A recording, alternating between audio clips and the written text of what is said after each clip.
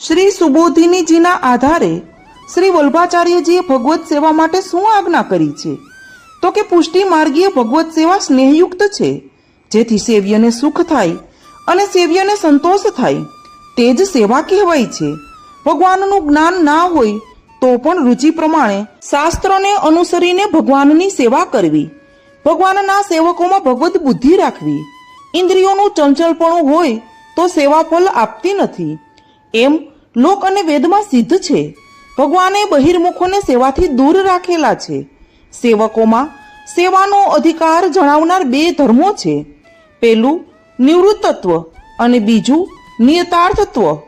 પહેલો ધર્મ ભગવાન સિવાય બીજાથી દૂર રહેવા માટે અને બીજો ભગવાનમાં દ્રઢતા રાખવા માટે છે. આ બંને ધર્મો આવશ્યક છે. તે ન હોય તો સર્વ પ્રકારની સેવા કરવામાં આવે તો પણ પુરુષાર્થ ન થાય. જીવની પ્રવૃત્તિ આનંદ માટે જ છે અને આનંદ ભગવાનમાં જ છે, બીજે ક્યાંય નથી.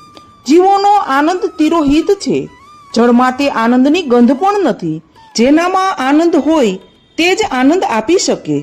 ભગવાનની સેવા માટે સત્સંગ એ પ્રથમ સાધન છે અને દોષરહિત સેવા એ બીજું સાધન છે. સેવા રાગ અને રોગ દૂર કરનારી છે. ભગવદ સેવા કરનારને શાપ પણ લાગતો નથી. સેવા એટલે ભક્તિ. ભગવાનમાં મન પરોવવું તે ભક્તિનું લક્ષણ છે. એ જ ભક્તિ મહાપુરુષાર્થ છે. તનુજા વિતજા સાધન સેવા છે. આ સાધન સેવા કરવાથી ફલરૂપ માનસી સેવા સિદ્ધ થાય છે.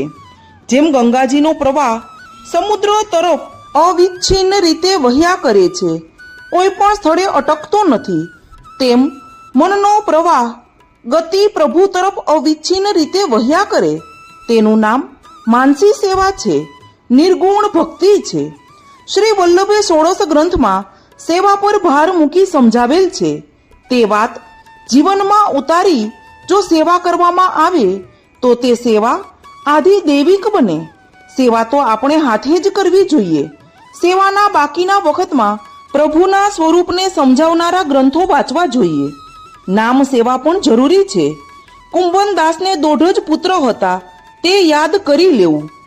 જે લોકો ભગવાનની લીલા બતાવનારા શ્રી ભાગવત, સુબોધિનીજી વગેરે ગ્રંથનું મનન કરે છે, તેમનો પણ પ્રભુમાં ઉત્તમ નિરોધ થાય છે અને તેમનો નાશ થતો નથી.